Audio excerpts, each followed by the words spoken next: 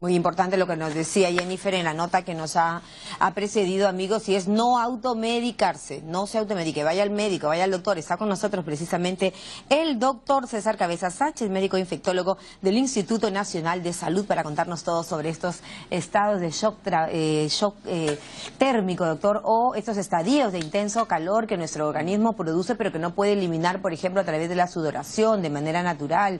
¿Qué nos puede decir? Sí, en realidad los cambios bruscos de temperatura, como en el caso del fenómeno del Niño, hace que estas temperaturas se eleven bruscamente, al igual que la humedad relativa.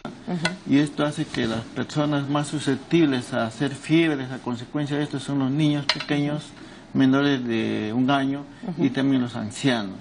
Entonces hay fiebres que llegan a 39, 40 grados. Además puede haber diarreas, náuseas, vómitos, y en los casos más severos se presentan convulsiones. Y si estas fiebres en realidad no pasan, a pesar de lo que se hace, las mamás habitualmente lo que hacen es darle un antipirético como el paracetamol, o le ponen paños de agua fría. Si en 6 horas no pasa esa fiebre, entonces estos niños deberán ser llevados a un establecimiento de salud, porque si estamos entre un fenómeno del Niño donde las temperaturas son altas, los niños no pueden regular bien sus temperaturas, se pone un riesgo de hacer golpe de calor, que es una forma severa. Golpe de calor, así se llama, ¿no? O shock térmico, doctor, que hemos dicho además en las notas que puede ser más perjudicial para los niños, para los más pequeños, para los adultos mayores también, ¿no es cierto? Y que podría incluso generar la muerte, ¿no? Ya hemos visto los síntomas más saltantes, ¿no? Las comidas, por ejemplo, doctor, cómo también llevar este tema del calor hacia los alimentos que pueden descomponerse más rápido, los lácteos, por ejemplo, ¿no? ¿Qué recomendaciones, por ejemplo, para las loncheras en esta época en la que los más pequeños van a cursos de verano, por decirlo? Claro, en realidad los alimentos en lo posible deben ser refrigerados, ¿no? Si uno lo guarda, pero en lo posible debieran estar cocidos. Y hay que tener mucho cuidado con las bebidas, ¿no? A veces en las calles se pueden comprar refrescos, raspadillas, que pueden estar contaminadas y pueden producir diarreas. Y por ejemplo, si estas raspadillas están hechas con un agua que no es agua salubre, ¿no? Así es, uno no sabe cómo lo han hecho, nadie garantiza que hayan agua hervidas, y aun cuando hayan sido hechos con agua hervida, la manipulación es el problema, ¿no? Si las personas que manipulan no se lavan las manos antes de expender estos alimentos, también ponen en riesgo a la población. El lavado de manos hemos visto también, doctor, que es un factor importante, muy importante de manejar como hábito, y desde más pequeños mejor. Así es, hay que lavarse las manos después de salir del baño, ¿no? Y eso es importante, sobre todo aquellos que manipulan alimentos. Antes de comer y después de ir al baño es una regla que todos debiéramos lavarnos la mano con agua y jabón. Hasta sacar espumita, lavar muy bien. ¿Y un promedio de cuántos segundos recomiendan ustedes los doctores? Por lo menos el medio minuto, ¿no? De hacer el lavado, el ejercicio de lavado respectivo. Sí. Perfecto. Hablemos un poquito también de las frutas, que deberán estar lavadas perfectamente, porque, bueno, las verduras, usted nos ha dicho, nos recomienda un poco más cocidas, pero en el caso de las frutas, que verdaderamente el valor de la fruta está en comerla cruda, ¿no es cierto? Bien lavada, la manzana con la cáscara, refrigerarlas un poco, tomar abundante líquido, especialmente agua. Así es. Sí, hay que lavarla bien, y actualmente hay productos que pueden liberar de bacterias al agua. Cuando uno no tiene acceso al agua potable, puede tratar con un poco de cloro en líquido, y hacer el lavado de las frutas y verduras con esto. Especialmente la fresa, por ejemplo, hay que tener mucho cuidado con esta fruta, doctor. Así es, en realidad, como decía, el problema es que a veces en los mercados, para mantener la frescura de las verduras y las fresas, los rocian con agua, y no sabemos cómo está manipulada esa agua, y eso hace que estas frutas o verduras pudieron haber venido en forma adecuada, pero se contaminan al momento de ser expendidas. Y un aspecto que quería remarcar en el caso de golpe calor es las medidas de prevención, ¿no? Es importante que los niños estén en ambientes ventilados, hay que proporcionarle agua, porque ellos no pueden no pedir agua, porque hay niños que todavía no hablan. Entonces o se distraen mucho por el juego. También, entonces hay que ofrecerle agua, o en realidad no solo agua, sino todo tipo de líquidos, para que ellos puedan estar adecuadamente hidratados. Y si las fiebres perduran a pesar de lo que ha hecho la mamá en casa, tienen que llevar a un establecimiento de salud. Y no automedicarse también, ¿no? Claro, en lo posible no automedicarse, y hay que remarcar que en el fenómeno del niño del año 98 habido niños, por ejemplo en el Hospital Cayetano Heredia, de 13 niños, como 8 han tenido formas severas, 4 de ellos han fallecido. Entonces, formas severas de golpe y calor.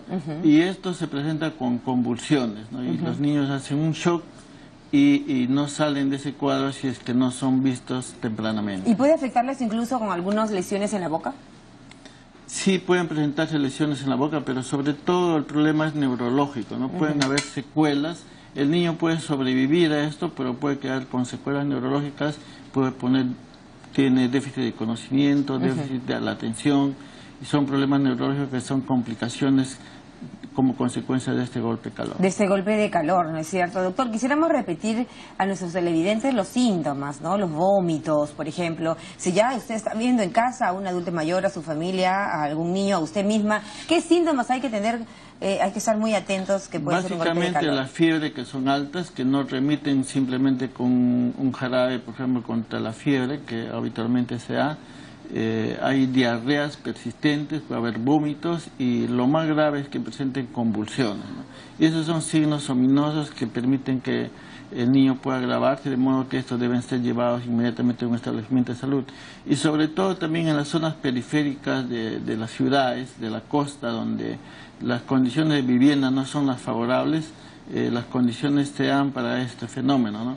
Por ejemplo, en Chimbote habían las casas, las paredes eran de bloques de cemento, el techo de Eternit, y esto concentra el calor de tal manera que en el interior de la casa la temperatura es mayor que fuera de la casa, y muchas veces por las costumbres que tenemos, los que venimos de los Andes, por ejemplo, tenemos la costumbre de que niño con fiebre hay que abrigarlo. Al contrario. Y eso empeora la situación. Así es. Entonces, por ejemplo, y si vemos en casa, ¿no es cierto? Estamos sufriendo que nuestro niñito puede estar sufriendo un golpe de calor, un shock calórico, ¿no es cierto? Darle un baño con agua temperada, no muy tibia, ¿qué nos recomienda? Sí, entonces, usted ha dicho que la fiebre es alta. Así es. Entonces hay que primero ventilar bien la casa, tener las puertas abiertas, ¿no? Lo otro es que hay que bajarle la temperatura por medios físicos, básicamente, y eso significa no usar agua helada, sino puede ser agua a temperatura ambiente o agua tibia, porque los niños están con temperaturas mucho más altas, y si esto no remite, llevarlo a un establecimiento de salud. Y el vestido también tiene que ser ropa suelta, no abrigarlo y no pensar de y ropa clara, de algodón, fundamentalmente. Así es, evitar la ropa sintética. Así es. En adultos también.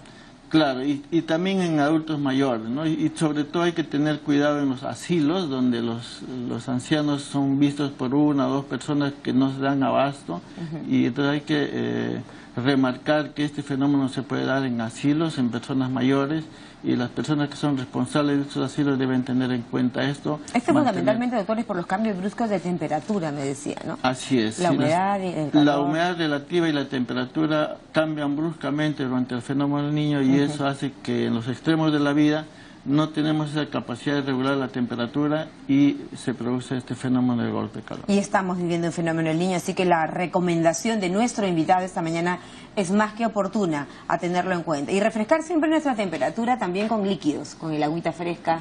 Mientras más natural el líquido, evitar, por ejemplo, preservantes, gaseosas, colorantes, doctor. Así es mejor tener agua libre y tomar esa, aunque no está contraindicado otro tipo de bebidas, siempre y cuando Muchísimas estén gracias. hervidas, ¿no?